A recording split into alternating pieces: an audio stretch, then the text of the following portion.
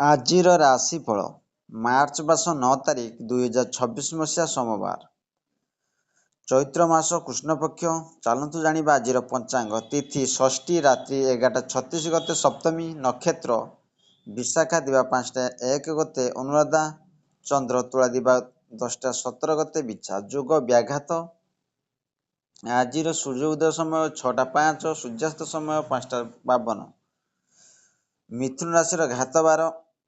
ଆଜିର କାଳବେଳା ଦିବା 7:30 ଗତେ 9ଟା ମଧ୍ୟେ, ବାର ବେଳା ଦିବା 2:55 ଗତେ 4:25 ମଧ୍ୟେ, ବିଶୁଦ୍ଧ ବା ଅମୃତ ବେଳା ଦିବା 7:29 ମଧ୍ୟେ ଓ 10:53 ଗତେ 1:17 ମଧ୍ୟେ, ରାତ୍ରି 6:36 ଗତେ 9ଟା ମଧ୍ୟେ, ବିଶୁଦ୍ଧ ବା ମହେନ୍ଦ୍ର ବେଳା ଦିବା 4:26 ଗତେ।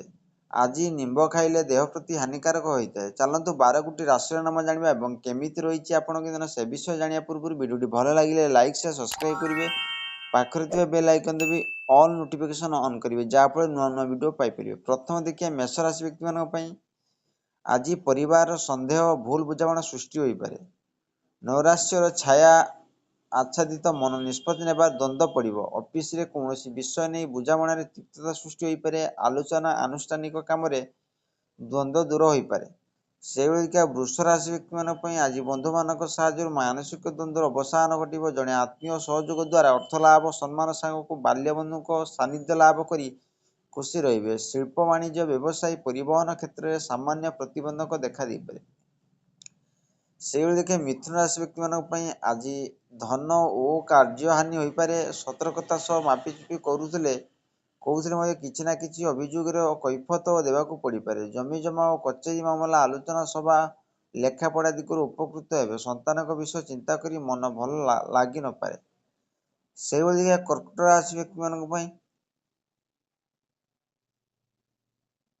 ଆଜି ଅଫିସ କାମରେ ଭାବପ୍ରବଣତାବଶତଃ ବିରକ୍ତିକର କଥା ଅପବ୍ୟସ୍ତ ହୋଇପାରନ୍ତି। ପର କଥା ପ୍ରଭାବିତ ଭୁଲ ମାର୍ଗର ଅନୁସରଣ କରିପାରନ୍ତି। ଜମିଜମା କାରବାର, ସତ୍ସଙ୍ଗ କିମ୍ବା ଧର୍ମାନୁଷ୍ଠାନ ଦିଗରୁ ପ୍ରେରଣା ଲାଭ କରିପାରନ୍ତି। ନିକଟ ସମ୍ପର୍କୀୟମାନଙ୍କ ସହ ମିତ୍ରତା ସ୍ଥାପନ କରିପାରନ୍ତି।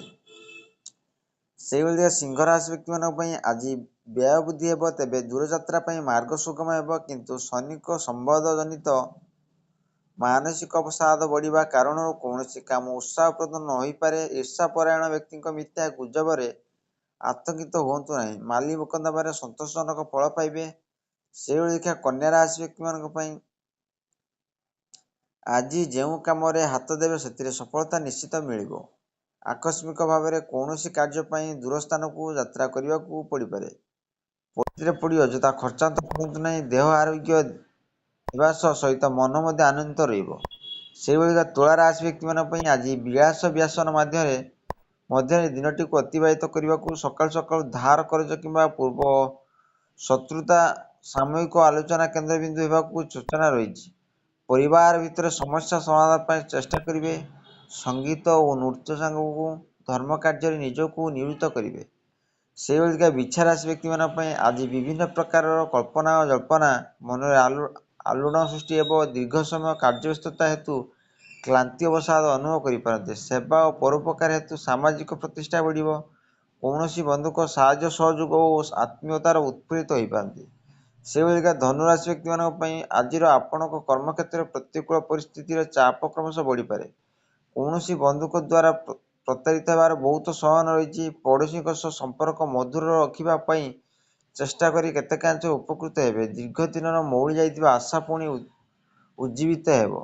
ସେହିଭଳି ଦେଖିବା ମକର ରାଶି ବ୍ୟକ୍ତିମାନଙ୍କ ପାଇଁ ଆଜି ଆପଣ କୌଣସି ନୂତନ କାମରେ ଉତ୍ସାହ ରହିବେ। କର୍ମକ୍ଷେତ୍ରରେ ସ୍ପଷ୍ଟ ସାହାଯ୍ୟ ଲାଭ କରି ମନୋବଳ କ୍ରମଶଃ ବୃଦ୍ଧି ପାଇବାର ଆଶା ରହିଛି। ଫେରନ୍ତା ବାଟରେ ଅସାବଧାନତା ବଶତଃ ଦ୍ରବ୍ୟ ନଷ୍ଟ ହୋଇପାରେ। ବିବାଦୀୟ ଘଟଣା ବନ୍ଧୁଙ୍କ ମଧ୍ୟସ୍ଥତାରେ ଫଇସଲା ହୋଇପାରେ। ସେହିଭଳି କୁମ୍ଭ ରାଶି ବ୍ୟକ୍ତିମାନଙ୍କ ପାଇଁ ଆଜି ପ୍ରତ୍ୟେକ କ୍ଷେତ୍ରରେ ସତର୍କ ରହି କାମ କରିବା ଭଲ ହେବ। ଜଣେ ବନ୍ଧୁଙ୍କ ସାହାଯ୍ୟ ଭୁଲ ପାରିବେ ନାହିଁ।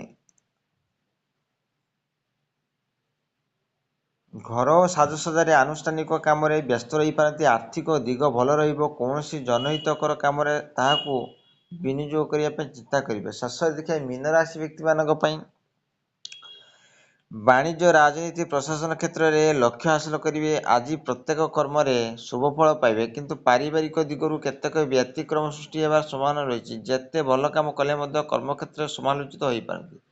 ଆଶା କରି ଭିଡ଼ିଓଟି ଭଲ ଲାଗିଲେ ଲାଇକ୍, ସେୟାର, ସବସ୍କ୍ରାଇବ୍ କରି ବେଲ୍ ଆଇକନ୍ ଦବାଇବେ।